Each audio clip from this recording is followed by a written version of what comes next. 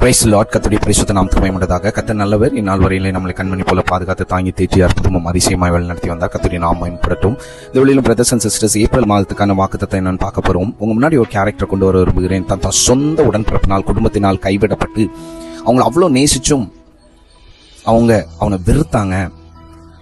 ஆனா அவன் எல்லாத்துக்கும் மேல நேசிச்ச தேவன் அவனை கைவிடலைங்கிற ஒரு கேரக்டர் தான் அந்த கேரக்டர். ஆதியாகமம் 37:23 உங்க வீடுகளில் வாசித்து பாருங்க. இதுல தெளிவா சொல்லப்பட்டிருக்கு, இவன் அடிமையாய் விற்கப்படுறான். ஃபர்ஸ்ட் கொல்லலான்னு முடிவு எடுக்கிறாங்க. அதுக்கு பிறகு வேண்டான்னு சொல்லிட்டு 20 வெள்ளிக்காசுக்கு அவனை விட்டு போடுறாங்க. அவன் கடைசியா அவன் போத்திபார் வீட்டுல விற்கப்படுறான். ஃபர்ஸ்ட் அவன் விற்கப்படுறது இஸ்மவேலருடைய கூட்டத்துக்கு விற்கப்படுறான். அதுக்கப்புறம் அவன் போத்திபாருடைய வீட்டுல விற்கப்படுறான். நல்லா புரிஞ்சுக்கணும், எகிப்துல விற்கப்படுறான்.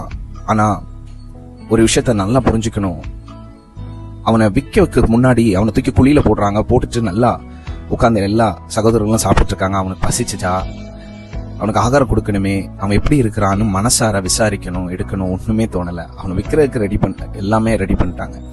ஒரு விஷயத்த நல்லா புரிஞ்சுக்கணும், நீங்க ரொம்ப நேசிக்கிற உங்க சொந்த குடும்ப உடன்பிறப்புகள் உங்களை கைவிட்டாலும் நீங்க அதிகமாய் நேசித்துக் கொண்டிருக்கிற தேவன் உங்களை கைவிட மாட்டார். ஒருவேளை நீங்க தேவனை விட உங்களுடைய உடன்பிறப்புகளையும் உங்க குடும்பத்தையும் நேசிச்சா, இன்னைக்கு இயேசு உங்களுக்கு இருக்கிறாருன்னு நான் சொல்றேன். யார் உங்களை கைவிட்டாலும் இயேசு உங்க கூட இருக்கிறாருங்க. அவர் உங்களை கைவிடவே மாட்டாரு. நீங்க எதை குறிச்சு நினைக்காண்டா, நட்டாத்துல உங்களை கைவிட்டாலும் ஒண்ணுமே இல்ல, போடா போங்க அப்படின்னு உங்களை துரத்தினாலும் கர்த்தர் உங்க கூட இருக்கிறாங்க. இப்படித்தானே துரத்தி விட்டாங்க. ஆனா ஆண்டவர் என்ன தெரியுமா செய்தாரு? நீங்க 41 அதிகாரத்துல வாசித்து பார்த்தா தெரியும்.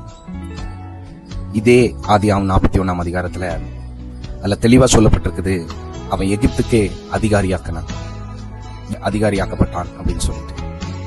எந்த எகிப்துல அடிமையாய் வைக்கப்பட்டானோ அந்த இடத்துல கர்த்தர் அவனை அதிகாரியாக்கினார். உங்களுக்கு ஏசாயா 61 அதிகாரம் 3வது வசனம், அதுதான் இந்த மாதத்துக்கான வாக்குத்தத்தம். கர்த்தர் உங்களுக்கு சாம்பலுக்கு பதிலாக உங்களுக்கு சிங்காரத்தை கொடுப்பார்.